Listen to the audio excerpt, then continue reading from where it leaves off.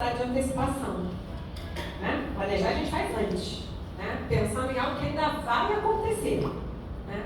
Então a gente tem que antecipar, a gente pensa, o que eu quero com isso, né? Vamos pensar numa aula. Né? Elas pediram para eu vir falar com vocês sobre planejamento. Então eu planejo algumas coisas. Tem algo, como eu disse, que está na base, tem algumas ideias que eu venho sistematizando nos últimos meses que está aqui. O exemplo de planejamento que estava para o outro grupo não é o que eu trouxe para vocês. Para vocês eu parei e falei, vamos pensar outras coisas, né? Porque eu estou falando com um público específico de professores que trabalham, eu sei que vocês já não querem mais esse nome, mas é assim, né? Informática educativa, né? Mas pensar qual é esse lugar, né, de trabalhar outras tecnologias dentro da escola, né? Aí a gente precisa estar instalado na realidade.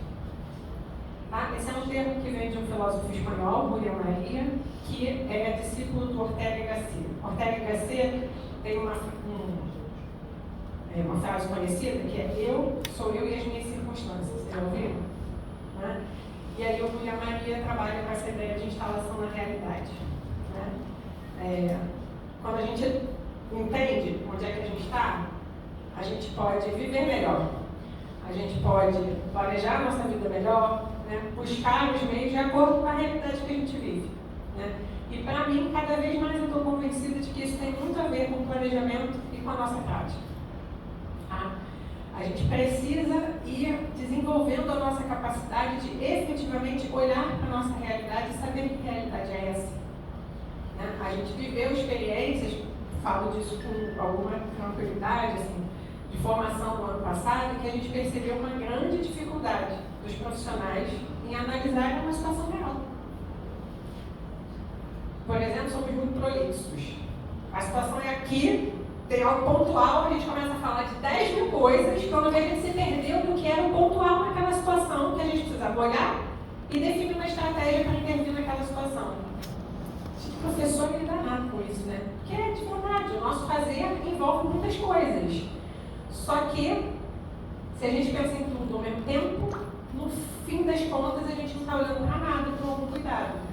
Né? No ano passado, eu ouvi essas coisas, né, que como eu estava dizendo, óbvio, que é repetido, coisas que a gente escuta muitas vezes, chega lá que a ficha cai. Eu fui dar uma palestra de abertura do ano lá em Niterói, ano passado foi para os pedagogos, os diretores de educação infantil. Né? E o secretário, o presidente da fundação, abriu lá o encontro, e aí ele falou assim, estava falando dessas questões, ele estava assumindo a fundação lá em Niterói, né, como tem muita coisa, né, muita coisa para dar conta. E ele disse assim, olha, o lema desse ano é tudo ao mesmo tempo agora, mas uma coisa de cada vez. Naquele dia que ele caiu para mim, eu falei, é isso, gente, né? Porque o tudo ao mesmo tempo agora, se a gente quer dar conta de tudo ao mesmo tempo agora, no final a gente pode não estar dando conta de nada. Então, mais uma coisa de cada vez. E da onde vem essa coisa de cada vez?